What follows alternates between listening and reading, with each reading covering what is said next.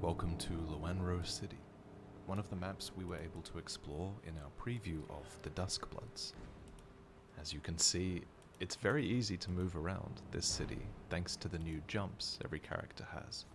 In combat, every character is also capable of this, a roar that, if properly timed, allows you to stagger enemies and feast on them, converting them to your side for a time. The character currently being played is named Albert. Like many characters, he has a melee weapon in his right hand and a ranged one in his left. He also has a suite of passives and abilities, but there's more I need to talk about than just the combat. I need to explain what kind of game this is and what we're fighting for right now. To that end, I'm going to try and walk you through what a typical match looks like from start to finish. So let's leave Luanro City and go back to the Duskbloods hub area. Wait, is it a match? It's called the House of Night. Here, in this demo at least, you can select from one of 6 Bloodsworn, browse this ever-growing archive of information. Oh god. Chat. I feel like they did the format of Night Ring a little bit, no? And practice all of your character skills against a target dummy in the courtyard. Then, once you're ready, you can either opt into a ranked or casual match. Here's how it works. Each match features 8 players playing in 3 rounds, but only 3 can make it to the final battle. At the end of the first round, players can all get stronger without punishment. But at the end of the second round, the 2 players with the lowest amount of what are called virtue points are culled and removed from the game. What is the... Okay, I don't give a fuck what anybody says. People are gonna call me a hater. I'm gonna say off the bat, this is slop and this is terrible. This is like a fucking moving around of assets or whatever. Night Rain mod, whatever, wrapped up together in a Nintendo Switch package.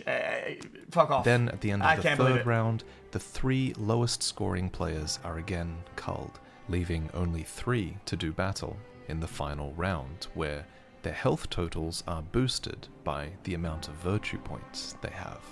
How do you get virtue points, you ask? Well, we already thought that the PvP was shit in all Souls games because of how bad the netcode is. And now they're doing that on the Switch console, and everybody's on the fucking Wi-Fi, on Nintendo Connect, whatever the fuck paid piece of shit service. What in the jank fest is it? Let's pretend we're just starting the game, and I've lost my mind. You start matchmaking by touching the Wheel of Blood in the House of Dusk, and once the system has put 8 of you together, you are all shown the map, divided into 4 quadrants. You all have to choose which quadrant you'd like to spawn into for this round. Now, you can't choose exactly where you'd like to spawn. For example, if I chose this top quadrant aiming for the city streets, I might end up spawning here, closer to the cave.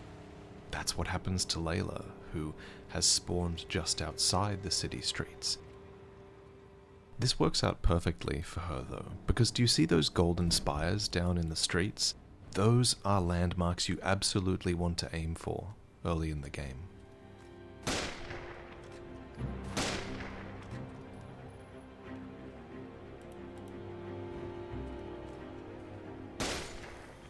So these golden spires, these are where you pull allies from. Here, sister of the Briar. My life is yours to command.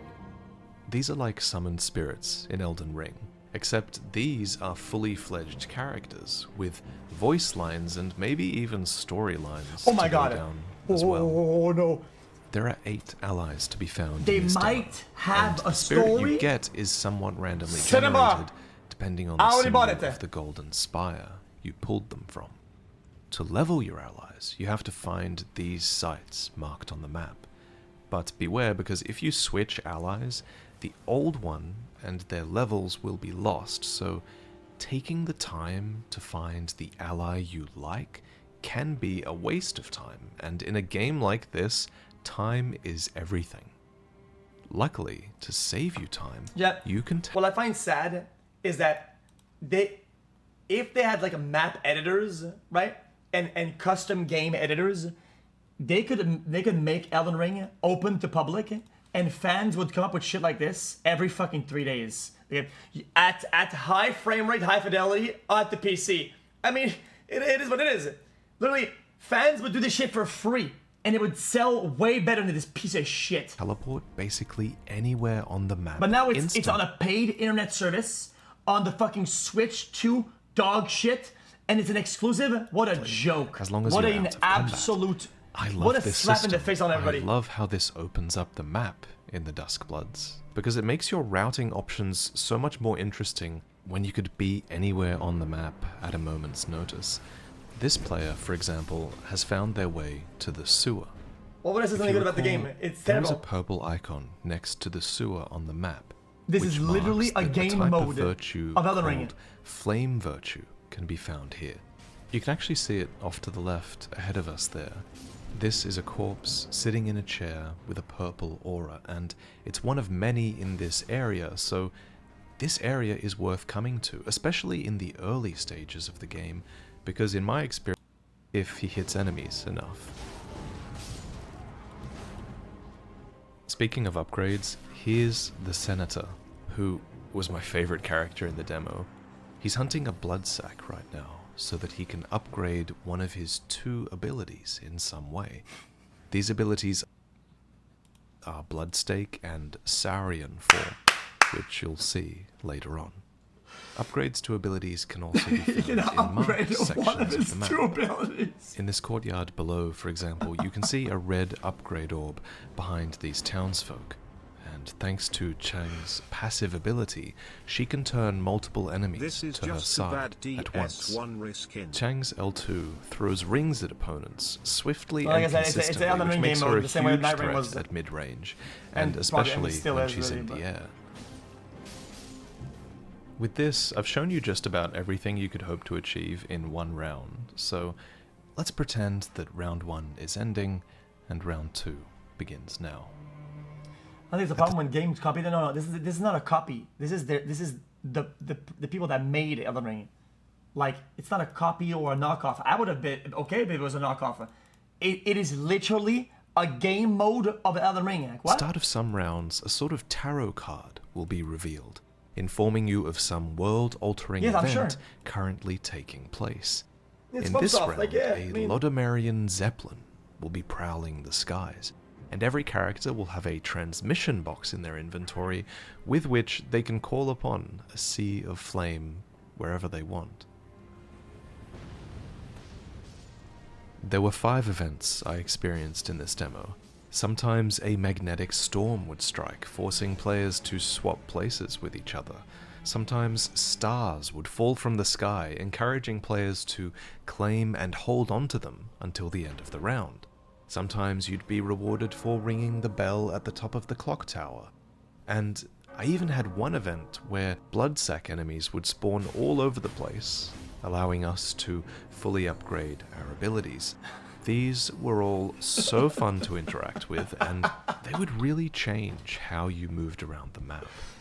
In round 2, my character would also start feeling much more powerful, so I would prioritize taking on certain bosses. In the Duskbloods, these are called trespassers, and they're marked by purple skulls on your map. Some are tougher than others, but luckily you don't always need to take them down on your own. Oh.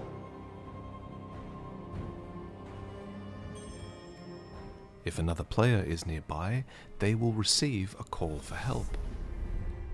And if they accept, they will teleport to your fight as a phantom, returned to where they were if they die, or if they manage to defeat the boss. Look at this Zork player. That's a so cool ability. They have both of their abilities unlocked, the missile barrage being one of them. That means this player has spent more time killing enemies and leveling up, and they might not have as much virtue as a result, However, But the extra so spawn some guy in, and if he has a lot of abilities, you just grief him and you just waste time. Like, power they get from leveling up might actually help him get more virtue if that extra power translates into killing difficult bosses more easily. That's what felt beautifully designed about this game. oh wow. Everything you do seems to lead to virtue in one way or another. At the end of the round, players who killed the most enemies or collected the most items can even receive commendations, which is the third way I've described of getting virtue so far. This rewards players who are single-minded in their goals at the expense of all else. Basically, no matter what you do, even if you don't know what you're doing, it feels like you do get virtue if you play well, and I liked that. Of course, you can still make bad routing decisions. There was nothing worse than when you would bite off more than you could chew, challenging a difficult boss before you were strong enough, or counting on another player coming to help you, only for you to have to fight it alone. I just don't know why they wouldn't take the opportunity to expand on their worlds and to kind of give and do something new or try something, because it's on the Switch. It's on the Switch. Who gives a fuck? And to try something outside of the box that could be fun and could expand their IP. Like, it's not just the threat of dying and losing virtue that would be scary. It's also the fear of a fight going on it's too new, long. To wait. brother. It's literally a fucking Night Rain remake. Like, are you Your chilling? time might have been better spent doing something else. Not that that's a problem for this Senator player. They finish off this boss with Bloodstake, and they get to claim a power of blood from it. It's a Night Rain These are PvP. passives that allow you to further customize your character a little bit mid-match. It's around this time that round 2 would be ending, and now things really start heating up. The players with the 2 lowest virtue counts are culled, and the 6 remaining players move into round 3. In the top right this whole time, there has been a clock, which helps to give you an idea of how much time is left in a round. But that's not all it shows, because in round 3, a ritual site will be established. This is an event that's marked not just on the clock, but also on the map, encouraging players to teleport over and lose themselves in the chaos as you all meet in the same place. The first thing you want to do at a ritual site, ideally, is to locate either the gold stones or the red stones.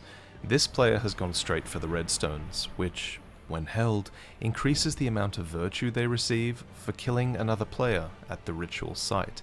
This is called sword virtue, the 4th type of virtue I've explained so far, and the most fun to collect, in my opinion.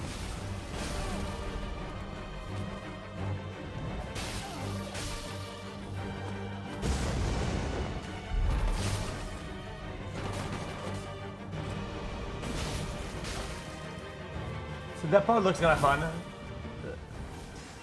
Now that this player is victorious, they approach this golden cross.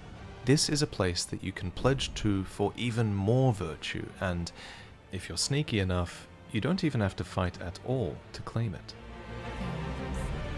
I like how you have options. Are you going to try and steal the pledges unnoticed, or are you going to try and take out all the other players so that you can claim them? Or are you going to avoid the ritual sites completely and take advantage of the rest of the map? I'll let you enjoy this fight, without commentary though, as these 6 players battle desperately to try and avoid being culled.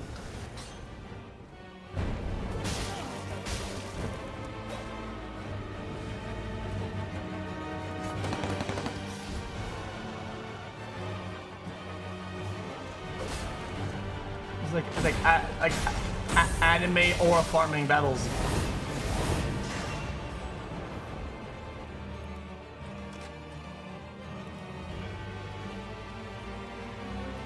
I don't think this looks bad per se. I just...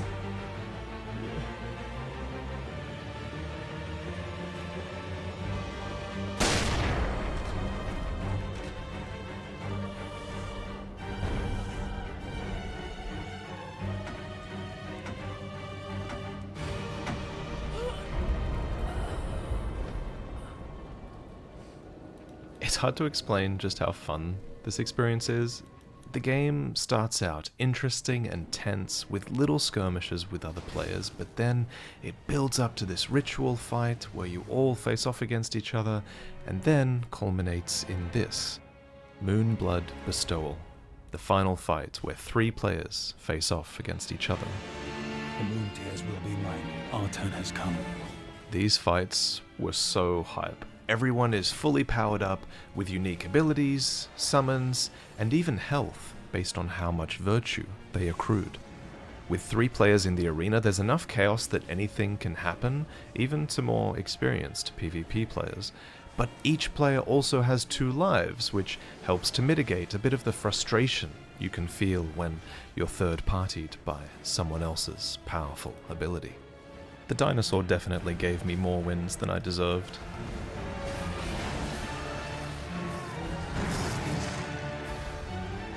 What?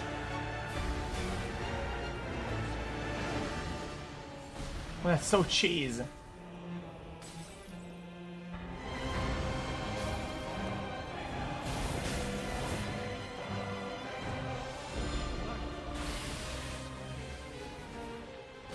I got the $100 pre-order. It looks so fire. True.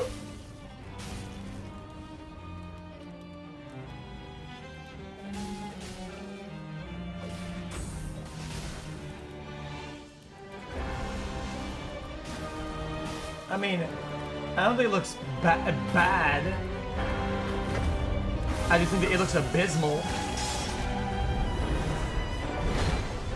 This is an exciting end to what is an extremely well-paced game, in my opinion. The victor is then rewarded Chat, what game with is this cutscene, and that's it. For the demo, there's more to this game that we haven't yet seen. In the full game, for example, Grail... I just can't wrap myself around playing a game that's engaging like that on a Switch. I don't give a shit. I have a Switch. I have a PS5. I have a Steam Deck. Playing engaging games that are like this, that has a lot of detail on a handheld, is shit. I don't care what anybody says about it. I don't care, and it will never change. It's just. Oh wow, it's been a while it doesn't since work. I've been on this app. Battles aren't the only final round you can get. We've been told that there will be ways for you to customize your character to be more likely to encounter a co-op boss battle, among other things, for the final encounters, rather than the PvP round you just saw. In the full game, there's also going to be more potential for story and character progression back at the House of Night, between Dusk battles. So even if you don't place first, you're still going to feel like you're getting stronger every time you play. Yeah, and you know for a fact that some fucker, okay, that's from, that's some fucking laggy ass bitch ass from Tel Aviv on fucking 300 ping is hitting you from the past with mega crits and you can't see shit happening on this buster ass internet service. It's shit, man. Like you're progressing Holy the story fuck. as well. I'm intrigued to think how much they might develop the story in between battles. I was just kidding about that as a joke. In the full game, there's also going to be more Nothing than is Tel Aviv 10 residents. characters Like to that. choose from. And in the hub world, supposedly you're able to customize them more as well. It's a current meta meme. There's also going to be 3 maps that ship with the final game, apparently. And there's also a final type of virtue that I didn't really get to show off, and it's one that I don't think anyone at the event really experimented much with. It's virtue through achieving your sigil goals. Sigils equipped before a match give you specific goals to try and achieve in the match. Take Jan here, for instance, Splatoon drama? who has the sigil of the Eye of Moralis equipped.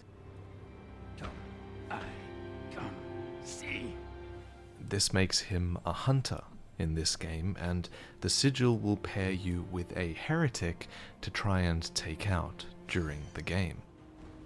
Another thing I forgot to mention is the alliance system. You can queue up with another person you know at the start of the game and play through the whole game that way. Network bugs, guys. Network's bugs. not. How could we first seen this?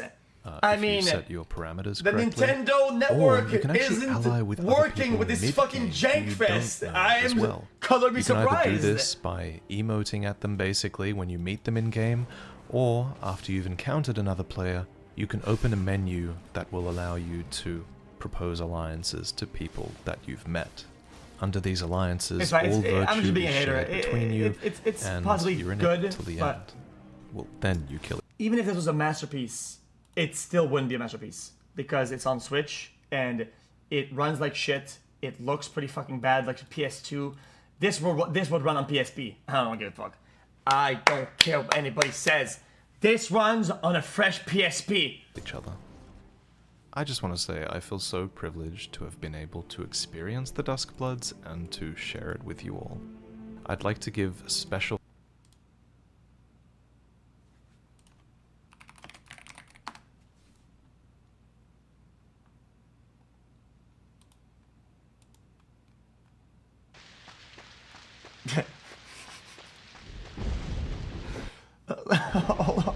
There's more. There's other examples. The Temple of Poseidon.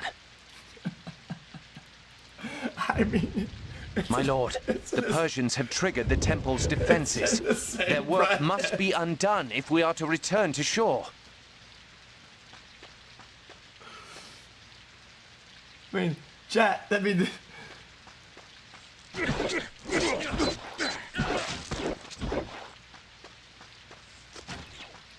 I mean, this Loki has more friends though. Wish me luck for senior year of college Monday. Hey, hold on, this is actually just better.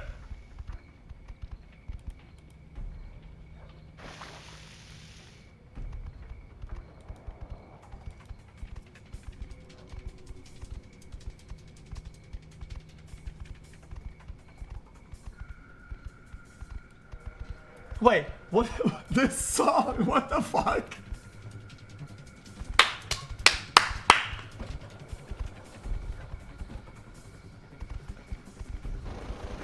Cave moss farming energy.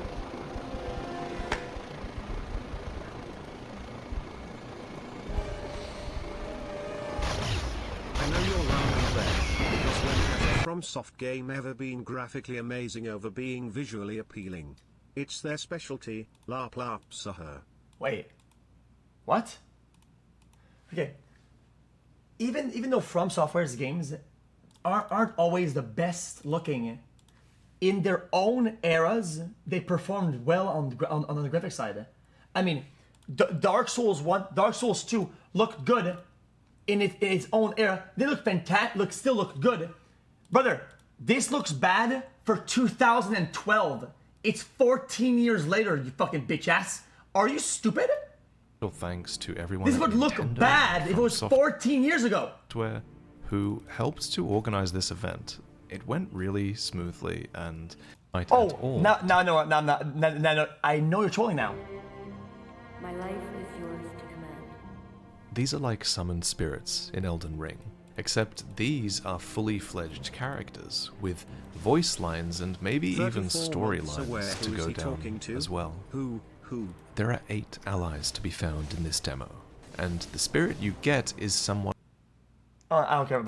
You're not gonna convince me. Sorry.